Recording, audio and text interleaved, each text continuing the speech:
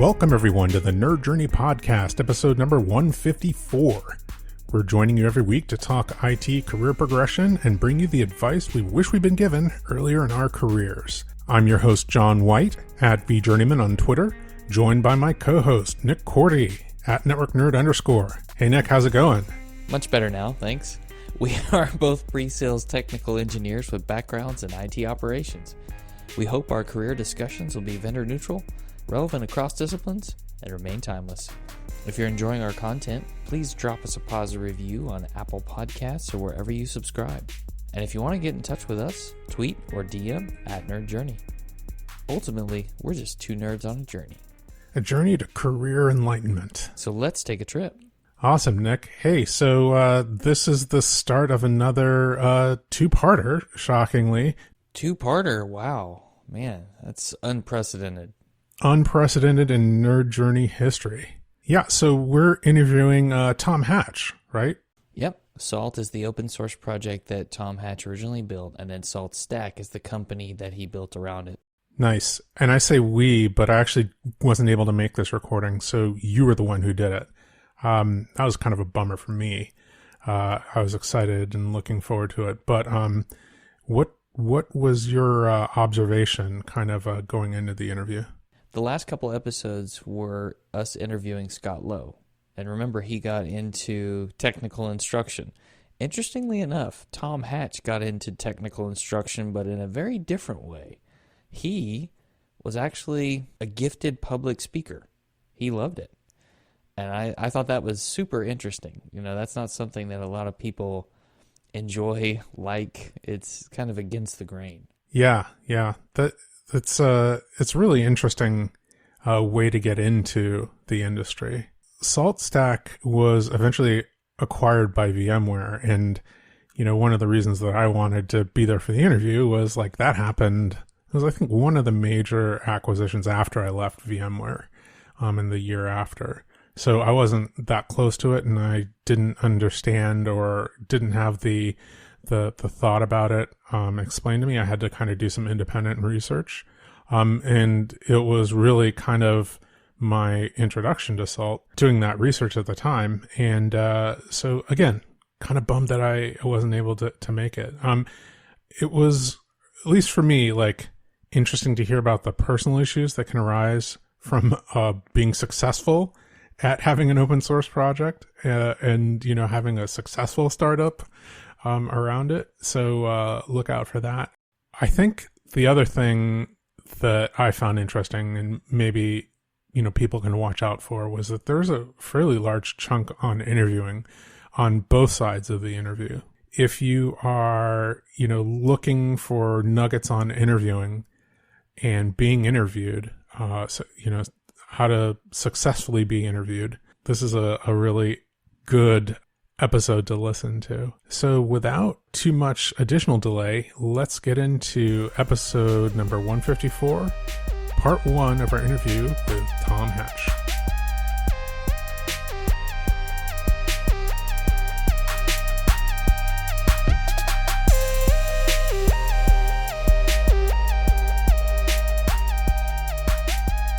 Tom Hatch, welcome to Nerd Journey. Hey, I'm excited to be here. Really appreciate you joining us. Can you start by telling the listeners a little bit about who you are and what you do today, please? Yeah, sure. So, my name's Tom Hatch. I am the original creator of a piece of software called Salt, and I founded a company called SaltStack. A year ago, we got acquired by VMware, and I've been working in VMware as a senior staff engineer and moving things forward with the whole SaltStack group. And my background is primarily entrepreneurship, business management, and software development. Well, let's peel back the onion a little bit on that background, because I know you didn't come out of the gate a co-founder and entrepreneur. It started a little bit earlier than that. How did you get into tech in the first place? So, the way I like to say it is I wasn't raised a nerd. I didn't really get into technology until I was in my late teens, and I started building computers. And I didn't learn how to write software until I was in my kind of mid-20s. And so it was actually a career shift. because I was starting to go down kind of a business management path, and realized that after my first startup failed, that I really liked just working with the computers. And so spent a lot of time learning how to write software, learning how Linux works, so that I get a really good, firm understanding of how computers actually worked. And worked my way up that chain. Oh, wow. Now, you learned Linux and you were an instructor for a little while, right? In the early 2000s? Yeah. So, in the late 2000s. So back in 2007, I got a job working for Red Hat as an instructor. That was actually my first real job my first tech job out of college.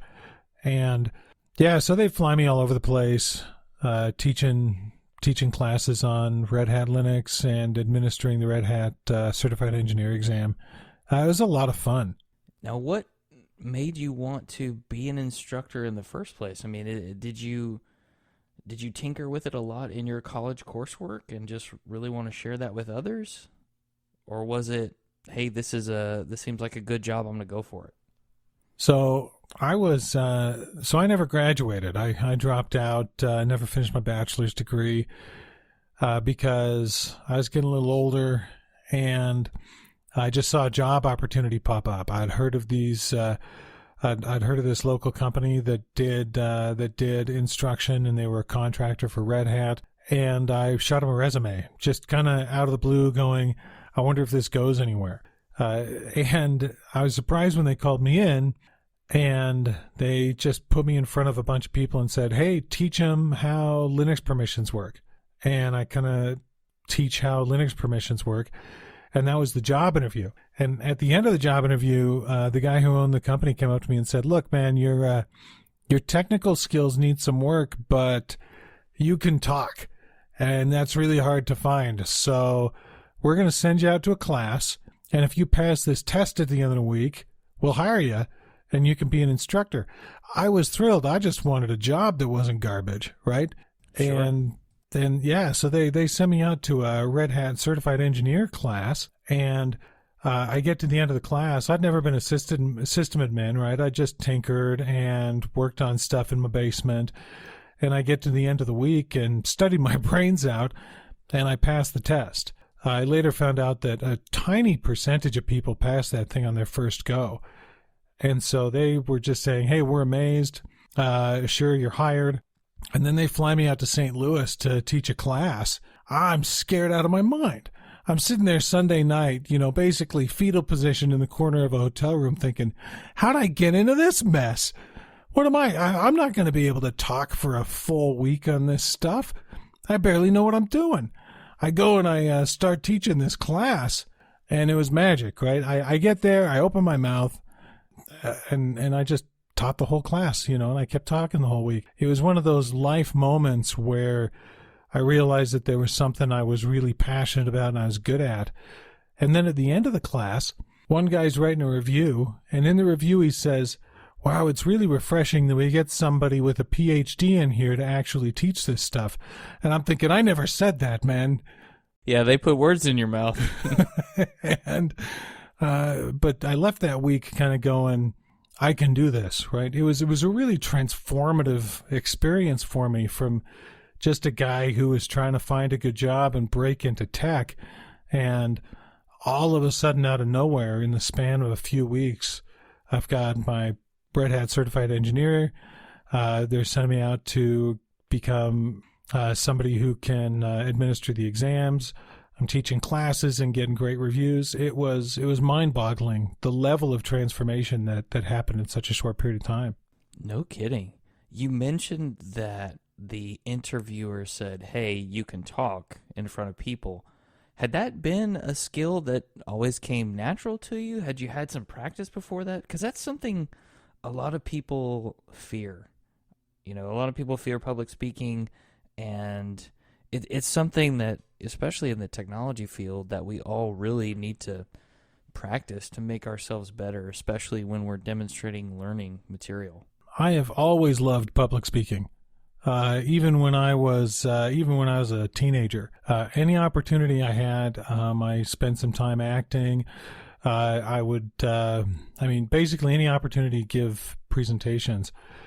I mean, you ask if it goes back when I was, okay, let's see. So I started a company right after I got married in my early 20s, doing media duplication. And that thing went belly up. I had no idea what I was doing, right?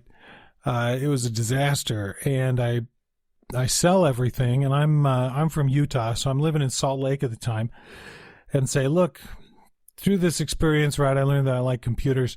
I sell everything I've got, move my family down to Cedar City, and go to Southern Utah University because they'd let me in. I start taking a class down there, and the professor doesn't show up, like third class in, and the first time you assume, okay, guy had an emergency or something, right? You always give somebody the benefit of the doubt. Come back the next day that the class is on, he doesn't show up again. So all the students kind of start filing out about 5 minutes in, and I stand up in the back of the class and say, you guys sit down. You're not going anywhere. And I walk up to the front of the class and say, I'll teach the lesson. I read ahead. I know what we're talking about. I'm going to teach the lesson today. This professor, he doesn't work there anymore for obvious reasons. Certainly. This professor only showed up for maybe a third of his classes that term. I ended up teaching half of his class. Wow. Just because I said I'm getting up there. I actually won that semester via write-in vote as best computer science professor. That's awesome. So yeah, no, I love public speaking. I love getting up in front of people. So I'm kind of broken that way. Broken in a good way. I wouldn't call it broken. I'd call that kind of a superpower. When you mentioned you read ahead, it sounds like you're someone who has mastered the art of learning things quickly and that you know how to learn things quickly. Is that accurate, or how would you describe that? I would say the trick to learning things quickly is to not worry too much about learning them quickly. The way that I like to learn is to kind of wander around, right? Meander about the subject and to dive in deep. One of the things that we'd always do at SaltStack, I would explain that the people that we want to hire are people who are passionate. I feel really strongly that if you've got passion for the subject, if you care about it, if it means a lot to you, then it's gonna be something that you're gonna dig into deep. And so the interview process that we followed was really one to find people who were passionate. So what we do is we'd ask a bunch of questions and kind of surface level questions, right? So say it's a Python job, and we'd say, hey, tell me about threading in Python. And depending on how well they answer that question, we'd ask deeper and deeper and deeper and deeper questions until we were saying things like, how does the Python GIL switching over affect the operating system's CPU scheduling for the process? And you just dig deep, deep, deep, deep, deep until the person runs out of steam. And you can tell if somebody's passionate because they have independently gone deep into these subjects. And you'll find these areas where they have that depth of understanding. And that passion is something that I think matters a lot more than, like you said, just learning quickly. That passion means that it's something that's internal to them. It's something that drives the person emotionally. And that's where you not just learn quickly, but you develop kind of this depth of understanding about the foundations of the technology that you're working with. And that's what I think is exciting. Yeah.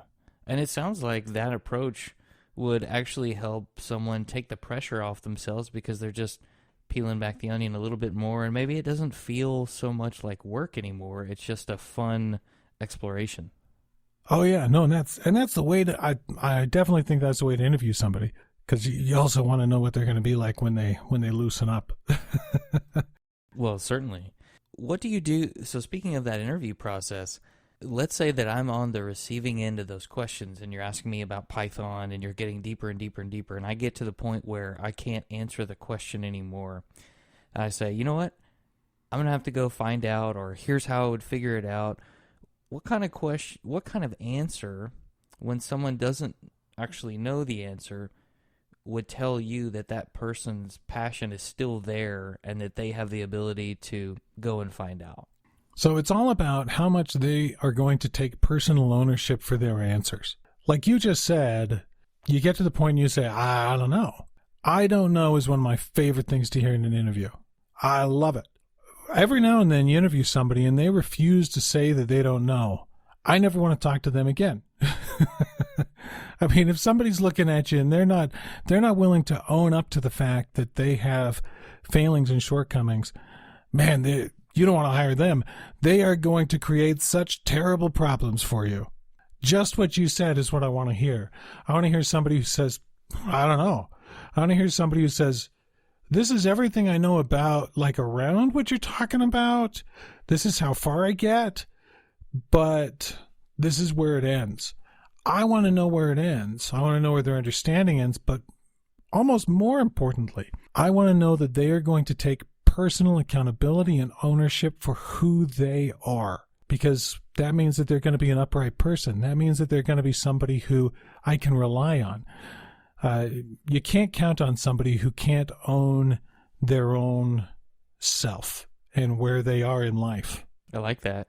Being honest about what you know and what you don't know. I feel like I saw a Reddit thread the other day where someone said, I lied about what I knew on my resume and I got this job and I don't know how I'm going to be able to do it. And I'm sitting here thinking, but how did you get the job? And how did you get through the interview process after lying about that?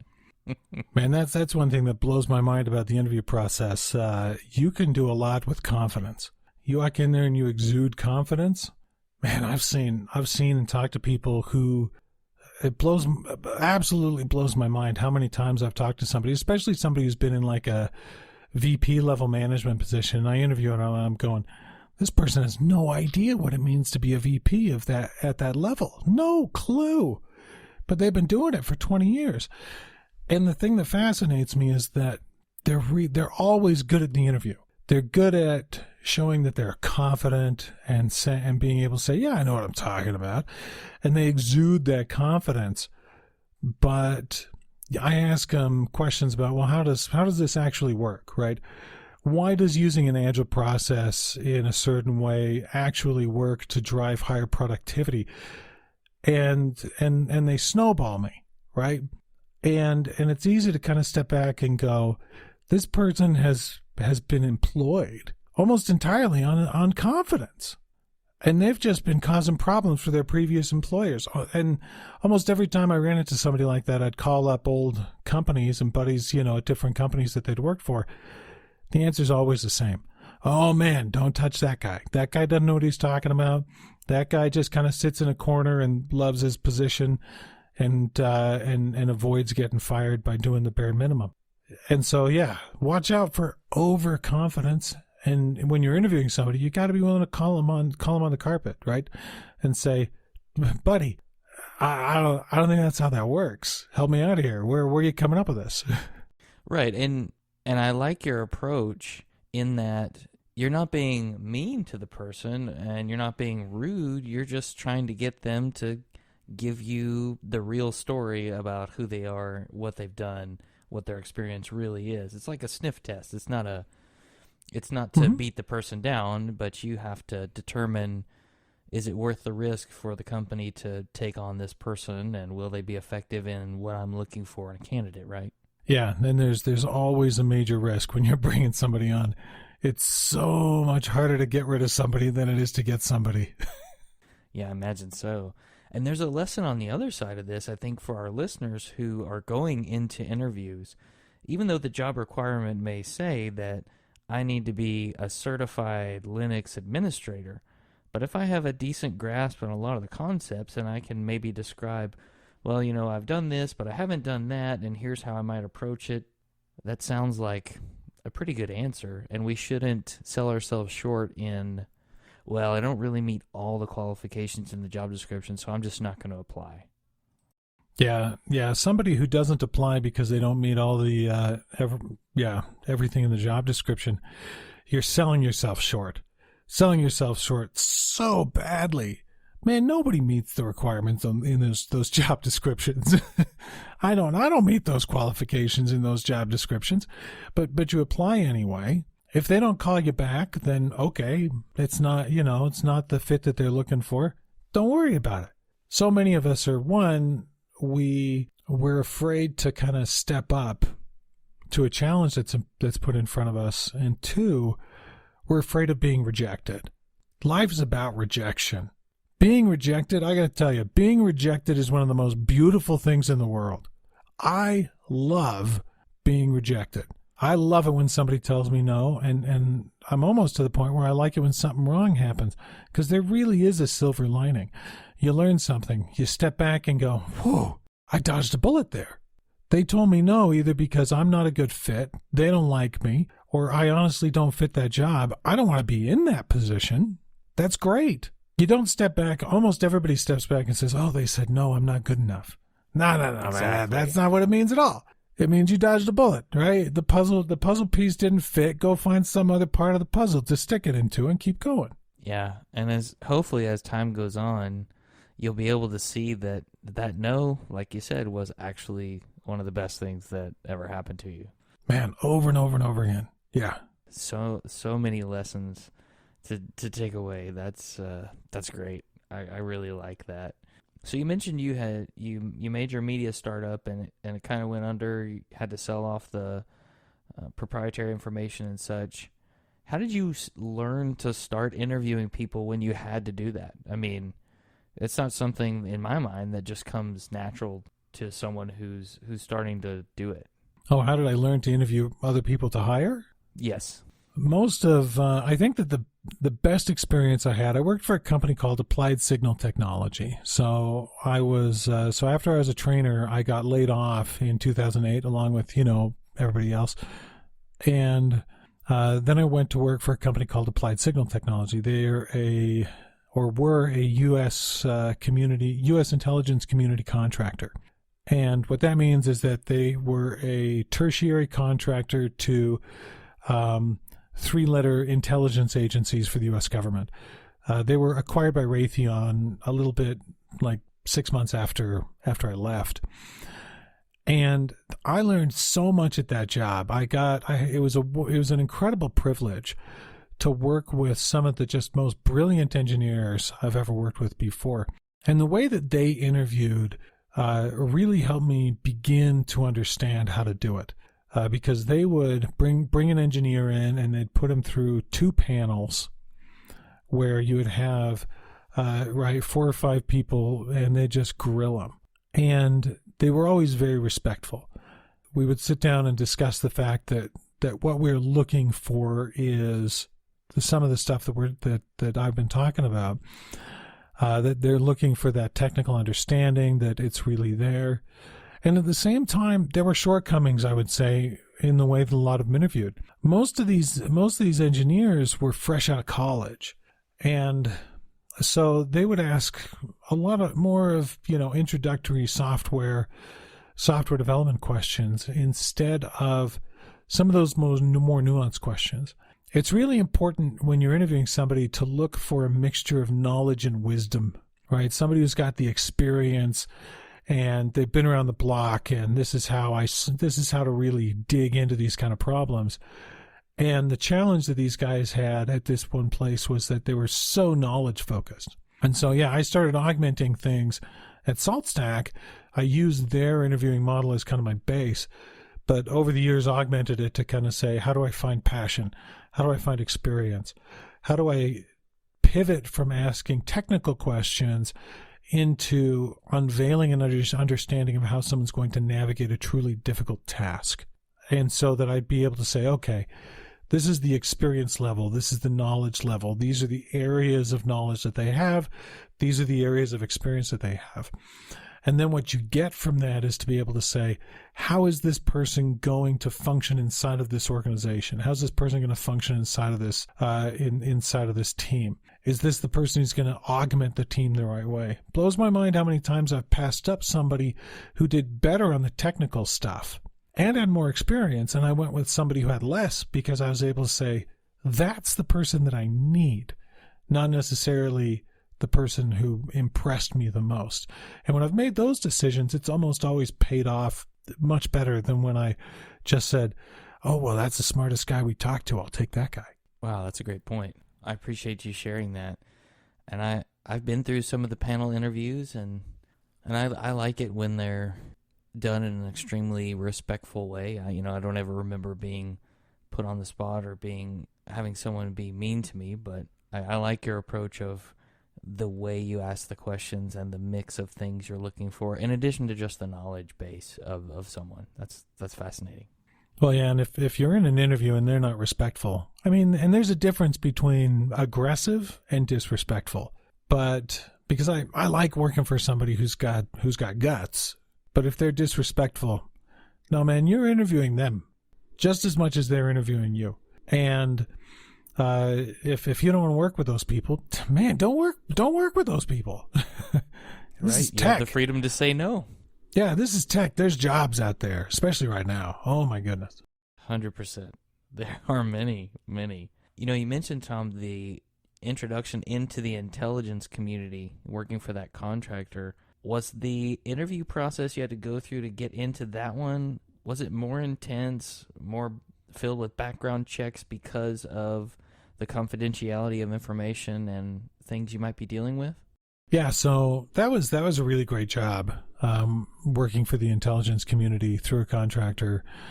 And how it worked is that the initial interview process was very much targeted towards technical capability. And then only after that, I sat down with the office manager, and he kind of went over, this job will require you to get a top secret clearance. And to get a top secret clearance, they're gonna put the rubber glove on, and they're gonna check your background. And if you have done, and he lists off a bunch of things, right? If you've done drugs, if you've taken bribes, if you've been arrested, if you have major financial liabilities, the things that the intelligence community looks for, then you're not going to be able to keep this job. So only accept this job if that's not going to be a problem.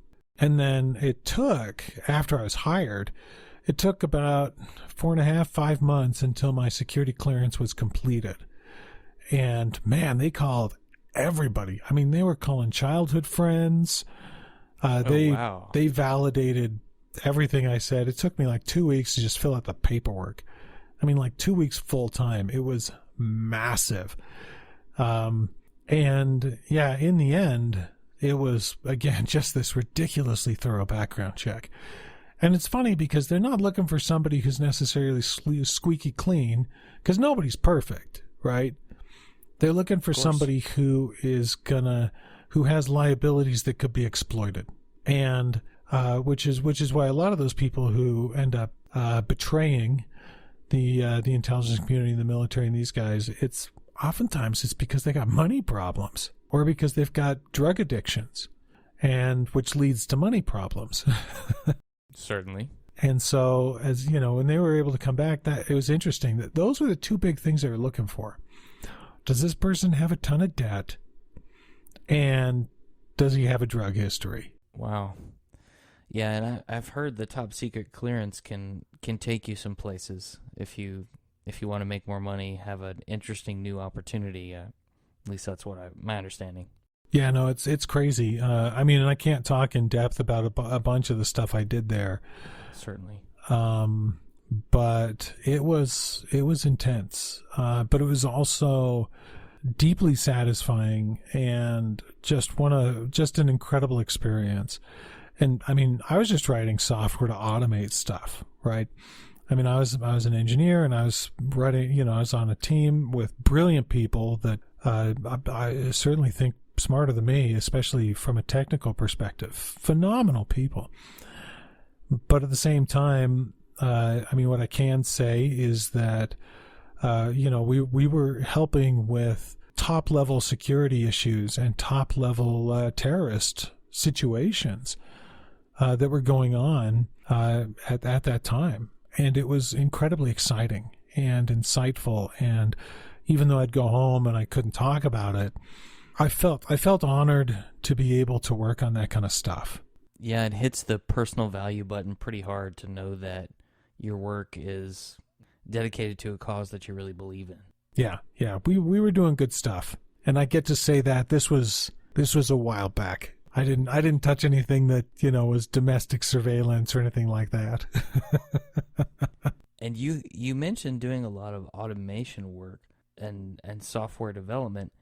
Based on the experience you had with Linux and at the time you were an instructor to the move over into the intelligence community, how did you step into that ability to start automating things and doing more software development focused work? Because I can see a lot of people who maybe start out with that systems administration background and maybe they're looking to deepen their expertise or perhaps pursue a specialty. So I was one of the guys who really early on in the DevOps and infrastructure as code movement was working with that type of systems automation. And after I was at the intelligence community was when I was working for a startup called Beyond Oblivion. And at the end of 2011, they fulfilled their name and they went Beyond Oblivion. And I was the company's infrastructure architect. And so I started by using Puppet to automate all of the Linux systems. And this is again back in 2010, 2011. And ironically, it was right after my brain surgery. So I had a brain tumor removed in February of 2010 that was growing on my 12th cranial nerve. Which controls the motor function of the left side of your tongue. And so the left side of my tongue is paralyzed. It flaps around in my mouth, but thankfully it can still feel pain, so I don't just chew it to bits. And the left side of my brainstem has been compressed. And so that means that the left side of my body is just a little weaker. It's got a little less signal. And my left vocal cord is actually paralyzed. And so I couldn't talk for about 2 years until about early 2012. I could just kind of barely whisper. So anyway, at the time, I'm working as the infrastructure architect for this startup. And I've been playing around with kind of the core principles inside of Salt, which is fan out, command and control, since college. It had just kind of been a pet project of mine. And I'd iterated on it a few times. And I got approval from the guys at this company. Yeah, I'm making an open source project, and everything's above board. And so I end up with this fan out technology that's crazy fast. I can send a command to a large number of systems. And again, I've just been playing around with this stuff and teaching myself how to code for the most part. And then a buddy of mine comes to me at work and says, Tom, you really hate Puppet. I bet you could do a better job. And I say back to him over and over again, no, I'd need to write a programming language, and I don't want to grow a beard, which is just an old joke. If you look at a picture of every successful programming language, I think only one of them has been made by somebody who doesn't have a beard, and that's C#. And so, Nice. That's Microsoft, so he's cheating anyway. So it's just kind of one of my running gags, I don't want to grow a beard. I'm not going to make a programming language. But I figured out how to do it without authoring a language and added that type of automation into Salt so that we could do declarative idempotent system management. And another guy who is the director of the office came to me and said, Tom, everybody in here hates Puppet. And I've heard through the grapevine that you've made a thing that can compete with it. And I'm like, yeah, just for fun. And he says, it's not for fun anymore.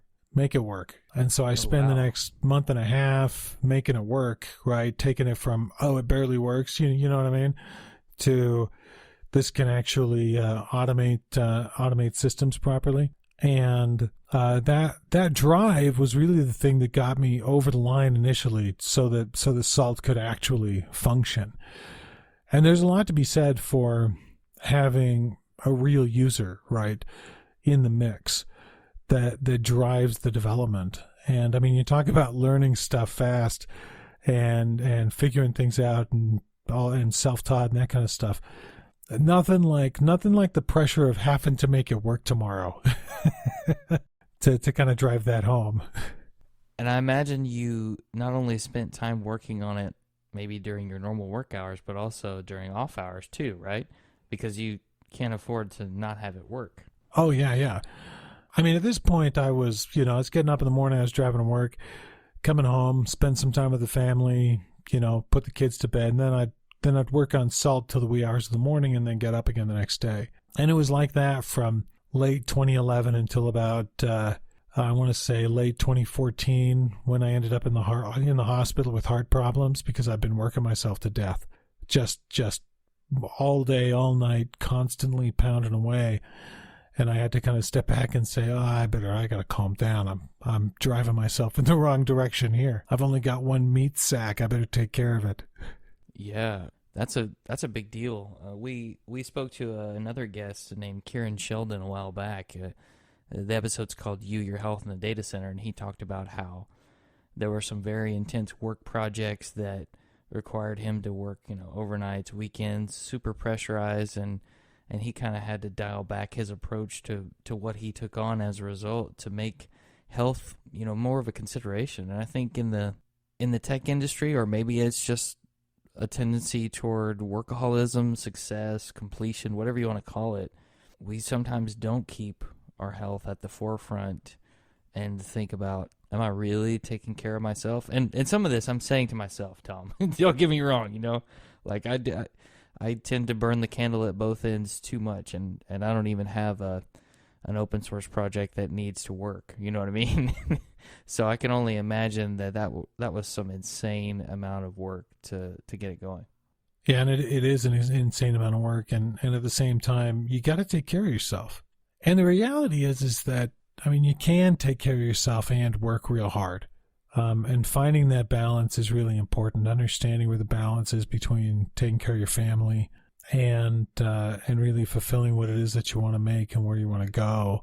It is a tough balance, and balance is hard. That's just life, and that's one of the things I tell my kids all the time is that a good life is a balanced life. Don't get caught up in stuff too much. Don't get too excited about politics or whatever. That stuff just eats you up and spits you out.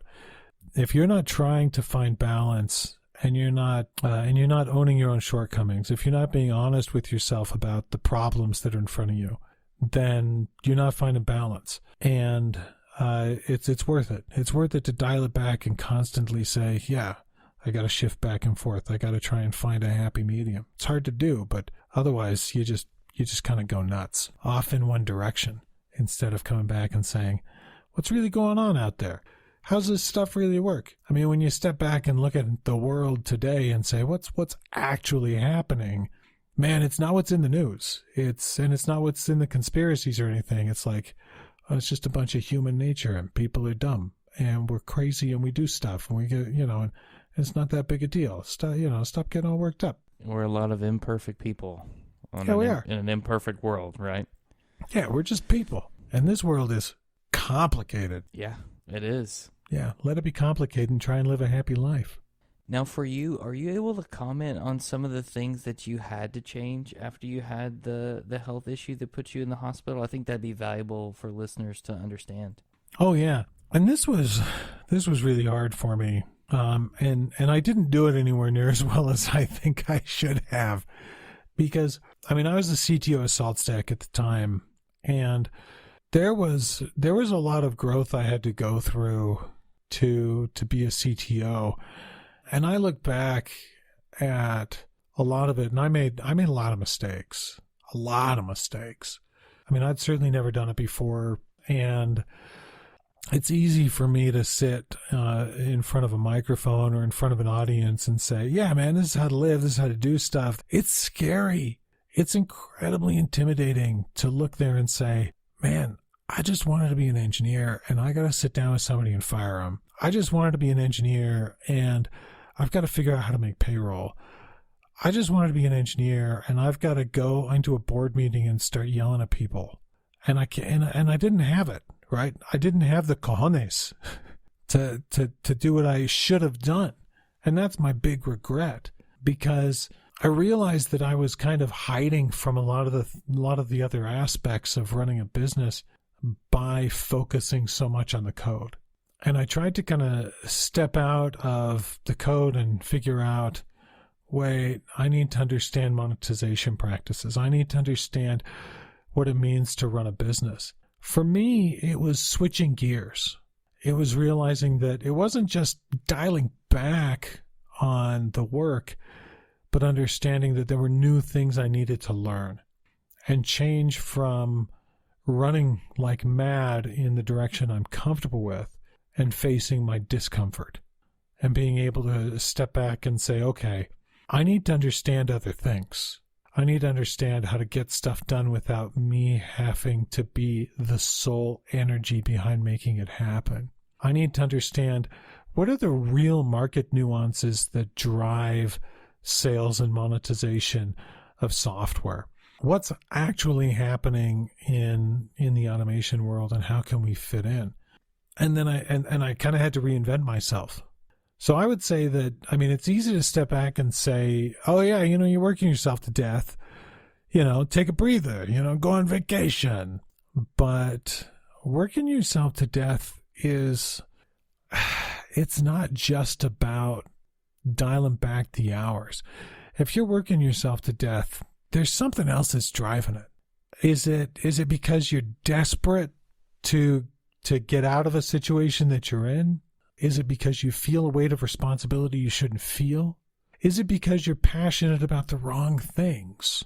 And so it's more of trying to figure out what that root problem was. And so here I am talking about this thing in late 2014, early 2015. And, I go to the hospital because I'm having lots of chest pain. And I come home going, I gotta fix this. I didn't realize what the core thing was I needed to fix. And I didn't get it fixed for another 5 years. And because the core thing wasn't business, it wasn't how the code worked, which is where my obsession was. It was the problems in my own personal life that I had to clean up. It was understanding that many of the things that were driving me were me resolving, how I view myself, what my responsibility is to my family, that I was trapped in situations in my personal life that, I hadn't done anything wrong, but I'd ended up in some difficult situations that I'm not really at liberty to talk about, but that I had to do really hard things to get out of and really hard things to resolve and get my life in a good place. And it took me another 5 years to figure all that stuff out. I was working myself to death to escape from other personal problems that I didn't have the guts to look at. And that's really what it drove down to, at least for me. Yeah. It's probably not the answer you were expecting. No, it wasn't. But what you're talking about is that we all need to do our own root cause analysis of the full human. When we have problems like you're saying and something's off in our lives, and it's not necessarily something you can figure out today or tomorrow. It takes a little bit of time to do that full analysis, and maybe that's hard work that we don't always want to do. That's really hard work that very few people want to do, because you got to look at yourself and you got to be brutally honest and say, man, these are the things you got to do to clean this up. And at the same time, you got to not beat yourself up too much. I mean, there's going to be a little beating up. Nobody's perfect, but you got to be able to say, okay, I'm going to have to do real hard things to take care of these problems. And only then are you going to be able to kind of find your path and find that inner peace so that you can sleep at night. And that stuff is what's really, really hard. Really, really hard. But oftentimes if you're working too hard, there's something under the hood that's driving you. And if you're being driven to an unhealthy place, then that's because there's something that's unhealthy that's driving you there.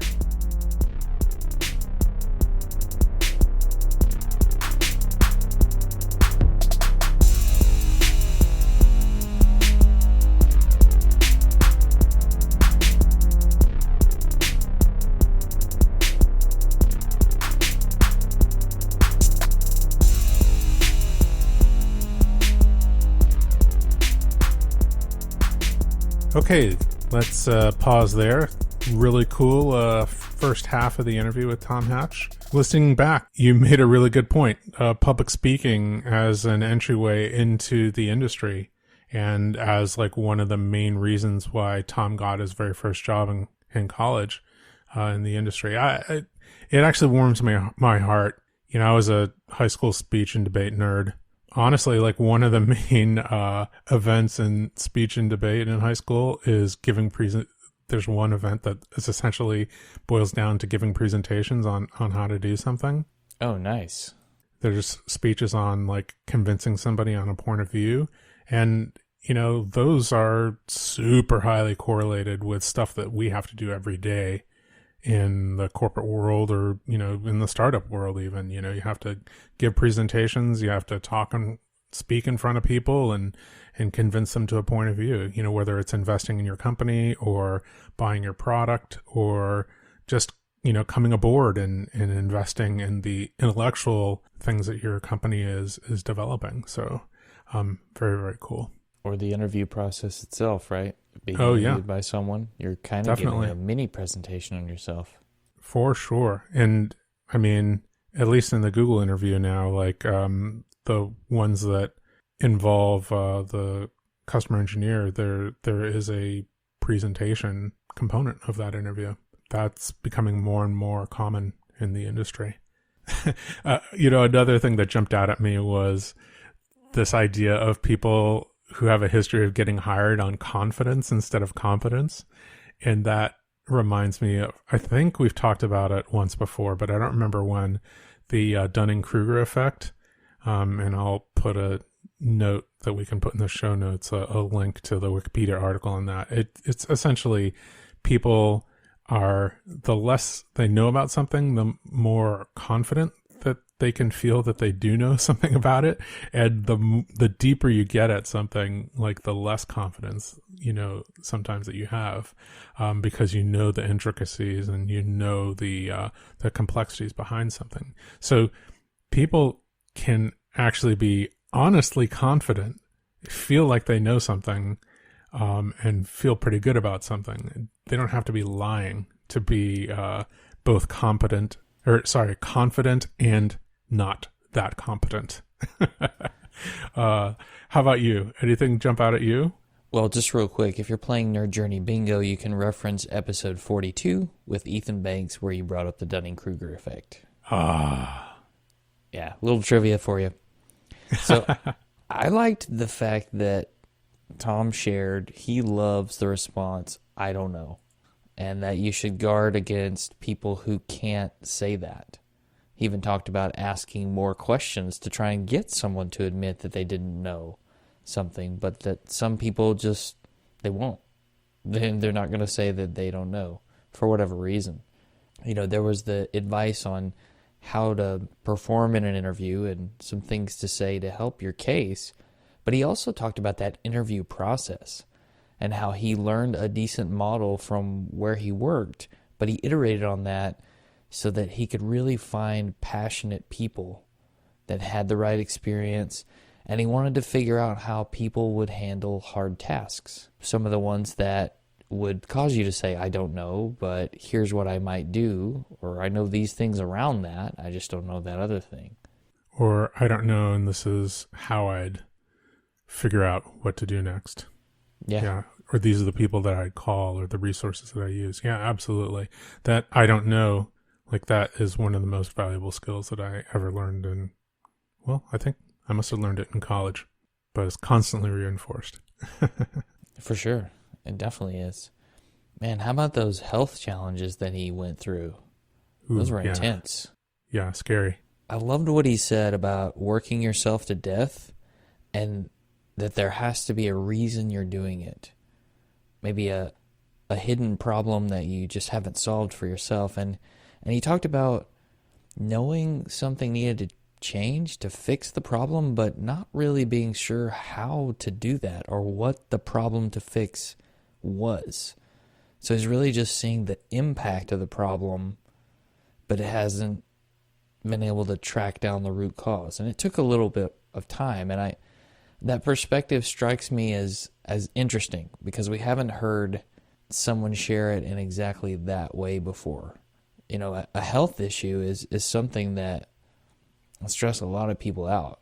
If you don't change this, then you're going to not live very much longer, for example. And racking your brain trying to figure out what to change, it's tough. Yeah, that's a big one. And it just kind of underlines like the need for an outside independent advisor, no matter what level you're on.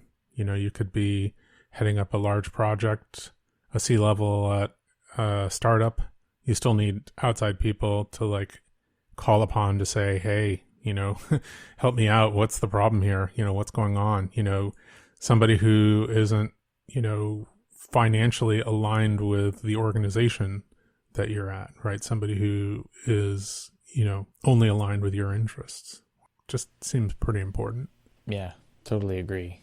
Cool. Well, you know, a great first half. I'm really looking forward to the second half. I think hopefully we can hear a little bit more about SaltStack.